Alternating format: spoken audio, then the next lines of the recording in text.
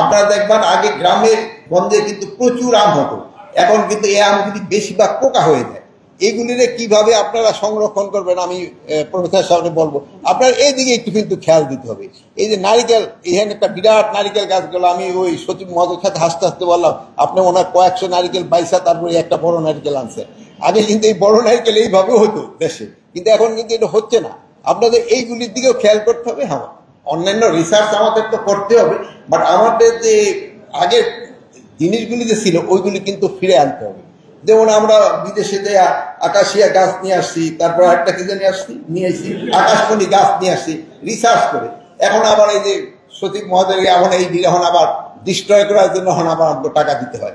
আমরা এরকম কোনো ফল আবার যেন না আনি যেটা আবার পরে আমাদের আবার ভাঙতে হবে, যে আমাদের ফসলে কিন্তু নষ্ট করে দিতেছে এইগুলি। হ্যাঁ, এই যে এগুলি দিয়ে, যেমন মাছের ক্ষেত্রে দেখেন না, ওই যে ই মাগুর আসছিল না কি, আফ্রিকান মাগুর, তারপরে ওই যে এই যে কি পিনা কি মাছ নিয়ে আসলো, হ্যাঁ রাস।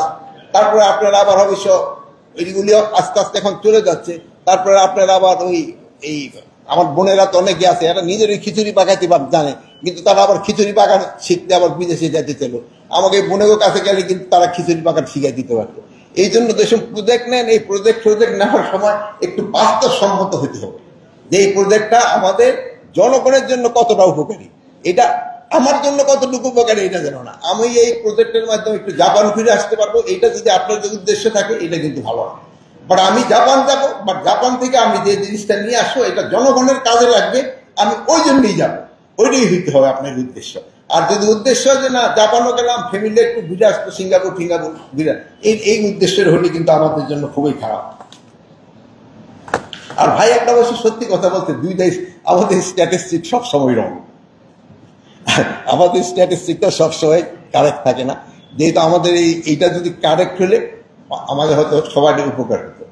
আরেকটু দেখবেন যে আমাদের দেশে ভোক্তারা এক ধরনের বলবে প্রোডাকশন, আর একটা উৎপাদক বলবে আর একদম। এখানে দেখবেন যেসব আম জিজ্ঞেস করতেছেন ভাই এবার তো আম উৎপাদন কম হয়েছে একটু দাম বেশি, কিন্তু এবার কিন্তু আম উৎপাদন হয়েছে সবচেয়ে বেশি। কৃষকদের যেসব জিজ্ঞেস করে সে বলবে ভাই আম তো এবার গতবারের চেয়ে বেশি হয়েছে। আর যেসব বিক্রি করতেছে যেসব সে বলবে না এবার আম কম হয়েছে স্যার এই জন্য দাম বেশি।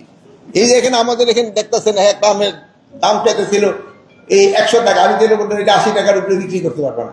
আপনি দেখেন রাজশাহীতে কিন্তু আমের দাম 30 টাকার উপরে না, ট্রান্সপোর্ট কস্ট আসে, কিন্তু তার সব মিলেও যদি দেখেন এত কিন্তু হওয়ার কথা না।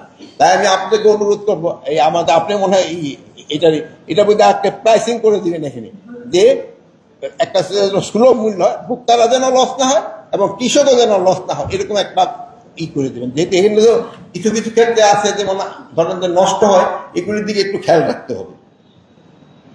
আর একটু হলো আমাদের দেশে কিন্তু প্রচুর কাঁঠাল হয় এবং কাঁঠাল উৎপাদনও কিন্তু বাড়ানো সম্ভব। এক সময় ছিল যে আমাদের যেহেতু মুন্সিগঞ্জ দিকে পানি হতো, আমাদের এলাকায় কাঁঠাল দিত না। আষাঢ় মাসে যে সময় এই আমাদের এই সেতু থেকে নৌকা চলানো শুরু হইতো এবং এই আমাদের সচিব মহাজগর দেশ থেকে গাজীপুর থেকে কাঁঠাল ওদিকে যেত, ওই সময় ওই সব কাঁঠাল তো ধরেন ট্রান্সপোর্ট করার ডিফিকাল্ট ছিল, তো এত গাড়ি ঘোড়ার তো ছিল না, সেটু নৌকোই ছিল প্রধান ভাব। কিন্তু এখন কিন্তু কাঁঠালটা সব জায়গায় হয়। আর কাঁঠালটা হলো এরকম একটা ফল, এই কাঁঠালের পাতা থেকে সবকিছু প্রয়োজন রয়ে গেছে। এবার কোরবানির সময় দেখছেন যে কাঁঠালের কি প্রয়োজন, যে সময় ছাগলটা 2 দিন আগে কিনছেন এখন এটা খাওয়ার জন্য কাঁঠাল পাতা কিনতে হয়েছে, মানে এটা পাতার থেকে সবকটা কিন্তু ইম্পর্টেন্স হয়ে গেছে। তারপরে ধরুন যে ফার্নিচারের জন্য কাঁঠাল গাছটা কিন্তু অনেক অন্যান্য ইসের তুলনায় কিন্তু অন্যান্য অনেক ভালো। এইগুলির দিকে আমাদের অনেক সময় একটু খেয়াল রাখতে হবে।